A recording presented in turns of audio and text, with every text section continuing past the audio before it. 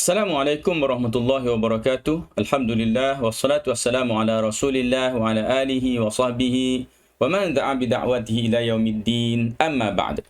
Kita teruskan lagi pelajaran kita, pelajaran 22, tokoh sahabat iaitu Khalid bin Al-Walid.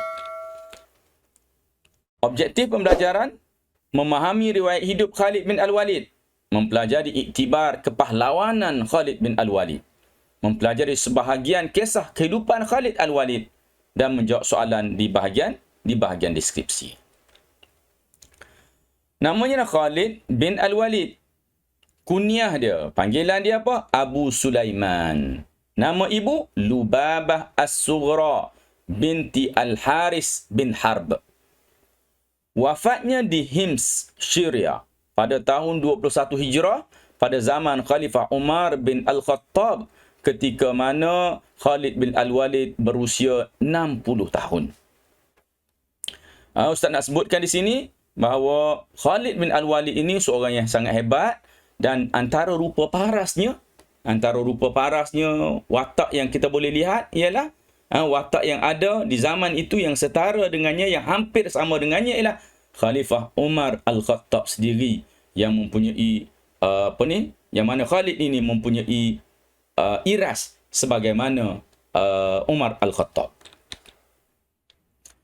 Bukti kepahlawanan banyak menyertai peperangan bersama Rasulullah, antaranya peperangan Mu'tah, Fathu Makkah dan juga perang Hunain. Ini banyak terlibat dengan peperangan, sama ada sebelum Islam atau selepas Islam. Khalid adalah merupakan panglima perang yang sangat hebat. Dalam peperangan Mu'tah, apabila semua panglima syahid, beliau mengambil alih kepimpinan tentera Islam yang akhirnya berjaya mencapai kemenangan. Yang insya-Allah Ustaz akan ceritakan sedikit berkenaan dengan kisah ini selepas ini. Bukti kepahlawanannya lagi lah, beliau digelar oleh Rasulullah dengan panggilan Saifullah. Saifullah maknanya pedang Allah. Sayyidina Abu Bakar melantik beliau sebagai panglima untuk menentang nabi palsu seperti Musailamatul Kadzab, iaitu dalam peperangan Yamamah.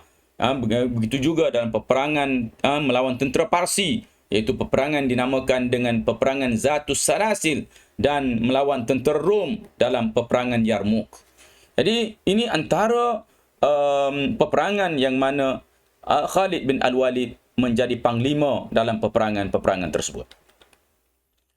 Dalam prisma ilmu diceritakan bahawa an Abdullah ibni Ja'far bin Abi Talib, daripada Abdullah bin Ja'far bin Abi Talib, ba'atha Rasulullah sallallahu alaihi wasallam jaishan. Rasulullah telah mengutuskan satu tentera. Wasta'mala alaihim Zaid bin Harithah. Zaid bin Harithah ibn Harithah, iaitu Rasulullah telah melantik panglima tenteranya ialah Zaid bin Harithah. Wa qala in qutila Zaidun, lalu Rasulullah bersabda, jika dibunuhlah Zaid, au istashhada, atau kalau Zaid ini mati syahid, fa amirukum Ja'far bin Abi Talib, maka ketua kamu adalah Ja'far bin Abi Talib. Jadi kalau Zaid bin Harithah gugur syahid, maka tentera akan diketuai oleh Ja'far bin Abi Talib. Fa in qutila Ja'far aw istashhada, sekiranya Ja'far terbunuh atau mati syahid, fa amirukum Abdullah ibn Rawaha, maka ketua kamu ialah Abdullah bin Rawaha. Falaqau al-aduwa, maka bertembunglah tentera Islam dan tentera musuh. Fa akhadha ar-rayata Zaidun faqatala hatta qutila. Lalu Zaid pun mengepalai peperangan, berperang sehinggalah Zaid sendiri meninggal dunia atau mati syahid. Summa akhadha ar-rayata, kemudian panji dipegang oleh Ja'far bin Abi Talib, faqatala hatta qutil. Lalu dia pun berperang sehingga ia juga terbunuh atau mati syahid. Summa akhadha ar-rayata Abdullah bin Rawaha, maka selepas itu panji Islam, ketua tentera Islam diketuai oleh Abdullah bin Rawaha, faqatala hatta qutil, begitu juga berperang sehingga ia juga terbunuh. Thumma akhadha ar-rayata Khalid bin Al-Walid, kemudian selepas itu panji Islam dipegang oleh oleh Khalid bin Al-Walid. Fafatahallahu ala yadaihi. Lalu Allah SWT menangkan tentera Islam di tangan Khalid Al-Walid. Fa'ata khabaruhum an-nabiyya sallallahu alaihi wasallam. Lalu cerita itu disampaikan kepada Rasulullah sallallahu alaihi wasallam. Fa kharaja ila nas. Lalu baginda pun keluar kepada manusia. Fa hamadallahu wa athna alaih. Setelah mengucapkan alhamdulillah dan memuji Allah Subhanahu wa taala. Thumma qal, kemudian Rasulullah bersabda, inna ikhwanakum laqaw al-aduwa. Sesungguhnya sahabat-sahabat kamu telah bertembung dengan musuh. Fa akhadha ar-rayah. Lalu pertamanya panji Islam dipegang oleh Zaid. Faqatala, ia terbunuh. Hatta dia berperang hingga terbunuh ataupun mati syahid. Fa akhadha ar-rayata Ja'farun faqatala hatta qutil. Begitu juga Ja'far berperang hingga terbunuh atau syahid. Summa akhadha ar-rayata Abdullah ibn Rawahah. Kemudian diambil lagi oleh Abdullah ibn Rawahah, berperang hatta qutil, sehingga meninggal ataupun syahid. Summa akhadha ar-rayata Saifun min suyufillah. Kemudian panji Islam diambil oleh satu pedang daripada pedang Rasulullah, pedang Allah, satu pedang daripada pedang Allah Subhanahu wa taala. Orang tu namanya Khalid ibn Walid, Khalid bin Al-Walid. Fafatahallahu alaih, maka Allah SWT buka kepadanya, maknanya Allah beri kemenangan kepadanya. Hadis ini bercerita tentang pesanan, peringkat awal pesanan Rasulullah sendiri. Seolah-olah Rasulullah telah pun merasai, telah pun mengetahui apa yang bakal berlaku, dan ianya berlaku sebagaimana yang diceritakan oleh Rasulullah sallallahu alaihi wasallam, sehingga akhirnya Allah muliakan Khalid bin Al-Walid dengan menjadikan di tangannya lah menangnya peperangan tersebut.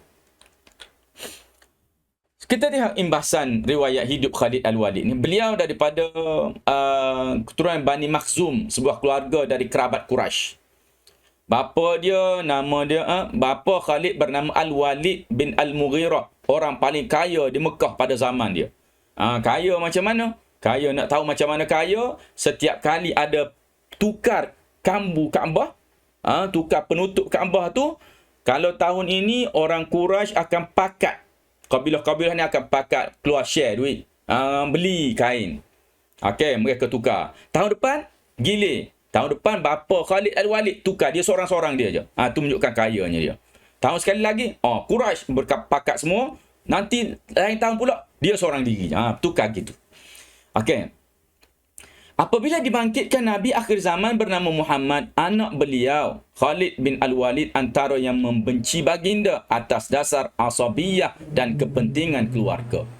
Ini kita kalau nak faham bahawa orang kaya ni mereka bimbang kedudukan mereka tergugat dengan datangnya Nabi. Yang Nabi yang harta tak banyak, tiba-tiba nak jadi ketua. Jadi mereka takut kedudukan mereka terancam. Kerana itu mereka memusuhi. Mereka memusuhi dan mereka tak suka kepada Rasulullah SAW. Apa sebabnya? Asabiyah. Rasa bahawa diri mereka, keturunan mereka, kedudukan mereka itu lebih baik daripada kedudukan Rasulullah sallallahu alaihi wasallam. Kemudian kisah keislaman Khalid lah sangat menarik. Ini kerana beliau awalnya adalah panglima perang musyrikin Quraisy. Dialah yang berpunca daripada dialah. Kalau kita nak katakan bahawa dalam peperangan Uhud, orang Quraisy menentang tentera Islam. Kenapa? Kerana Khalid yang berjaya untuk mengambil peluang ketika mana tentera Islam agak leka ketika itu. Dalam peristiwa Sulh Hudaibiyah, perjanjian Hudaibiyah ni, musyrikin telah menghantar Khalid bersama pasukan perisik untuk pergi ke kem tentera Islam di Hudaibiyah dan menyiasat gerak-geri mereka. Mana Khalid ini pergi untuk tengok keadaan tentera Islam. Ketika Khalid dan pasukannya menghampiri kem Islam, kebetulan waktu itu orang Islam sedang menunaikan solat zuhur. Tengok masa tu nampak orang Islam sedang solat zuhur. Jadi Khalid memikirkan itulah peluang terbaik bagi beliau untuk menyerang. Kalau serang ketika tu, keadaan umat Islam tak bersedia sebab tengah solat. Tetapi ketenangan orang Islam yang bersolat di depan matanya telah menyebabkan beliau kaku. Mereka tengok, dia tengok bagaimana khusyuknya para sahabat solat, dia jadi tak jadi untuk menyerang. Beliau patah balik ke Mekah dengan hati yang mulai berkecamuk antara asabiyah dan kebenaran. Dia balik ke Mekah dalam keadaan jiwanya memikirkan tentang kebenaran Islam, kebenaran Rasulullah SAW, dan juga bagaimana adakah dia nak mempertahankan asabiyah, rasa kekitaannya, rasa kebangsaannya yang dipertahankan selama ini, nak mempertahankan kedudukannya. Keluarkan dia keluar dan juga keluarga dia. Beliau sedar selepas setiap perang menghadapi orang Islam tak ada apa-apa kepuasan yang dirasa, kosong. Sedangkan umat Islam sentiasa positif dan optimis. Dia nampak umat Islam sentiasa maju, sentiasa berkembang, dan nampak keyakinan pada diri orang-orang yang telah pun menganut agama Islam. Jadi ini semua mengganggu perasaan Khalid bin Al-Walid.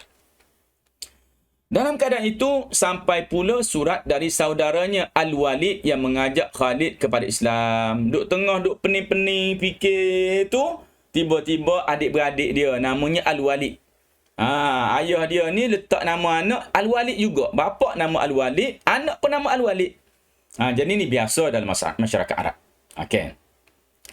Antara isi suratnya adalah menukilkan sabdaan baginda sallallahu alaihi wasallam.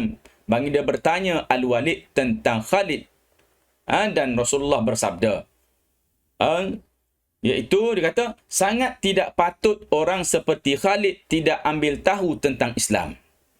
Kalaulah dia jadikan kepakaran perangnya untuk Islam, itu adalah lebih baik bagi dirinya, dan aku akan dahulukan dia daripada orang lain. Jadi ini antara apa yang disabdakan oleh Rasulullah kepada abangnya, iaitu Al-Walid ni, yang disampaikan oleh Al-Walid kepada Khalid. Akhirnya beliau mengambil keputusan untuk ke Madinah memeluk Islam. Dalam perjalanan, beliau berjumpa dengan Uthman bin Abi Talha. Masa tu Uthman bin Abi Talha pun tak Islam lagi, nak pergi masuk Islam juga. Amru bin Al-As, yang juga merupakan antara panglima Islam juga lepas ni, pergi juga nak memeluk Islam. Tiada kata lain dari mulut Khalid apabila bertemu dengan Rasulullah melainkan ucapan 2 kalimah syahadah. Rasulullah bersabda kepadanya, Alhamdulillah atas hidayahnya. Sungguh aku melihat kamu seorang yang sangat bijak. Aku sangat mengharap Allah tidak meletakkan kamu melainkan dalam kebaikan. Sejak hari itu Khalid menjadi orang kepercayaan baginda sallallahu alaihi wasallam, mengepalai peperangan demi peperangan untuk membantu meluaskan agama Islam di atas muka dunia ini. Selepas baginda wafat, Khalid meneruskan khidmat cemerlangnya di bawah kepimpinan Saidina Abu Bakar dan Umar Al-Khattab. Ketika Khalid di puncak kegemilangan, Umar Al-Khattab yang baru menjawab jawatan khalifah selepas Abu Bakar mengambil keputusan tidak popular dengan memecat Khalid. Umat Islam sangat terkejut, tetapi Khalid tidak sekali makan hati. Beliau tetap meneruskan jihad, menegakkan agama Allah kerana beliau ingin mati syahid. Jadi, Saidina Umar bertindak memecat Khalid kerana Saidina Umar mendengar beberapa orang dari kalangan umat Islam bercakap-cakap. Mereka mengatakan bahawa kalau Khalid yang mengetuai peperangan itu, maka pasti kita akan menang. Ucapan ini membimbangkan Saidina Umar. Seolah-olah kebergantungan mereka itu kepada Khalid bin Al-Walid, bukan kepada Allah Subhanahu Wa Taala. Kerana itu Umar mengambil keputusan tidak popular. Umar mengambil keputusan untuk menurunkan Khalid Al-Walid daripada menjadi panglima perang demi untuk menyelamatkan akidah umat Islam pada ketika itu. Tadi kita sebutkan bahawa Khalid Al-Walid ini bercita-cita untuk mati syahid. Jadi buktinya juga ialah ketika beliau jatuh sakit. Khalid Al-Walid ni dia memang bercita-cita nak mati syahid. Dia berperang bersungguh-sungguh. Tetapi apabila dia jatuh sakit dan hampir meninggal dunia, beliau menangis teresak-esak. Bila dia menangis ni, orang di sekitar dia pelik lah. Kenapa orang berani macam ni? Berperang tu memang makan minum dia dah. Berperang ni. Kenapa bila mana sampai saat kematian menangis macam budak-budak? Macam kanak-kanak menangis.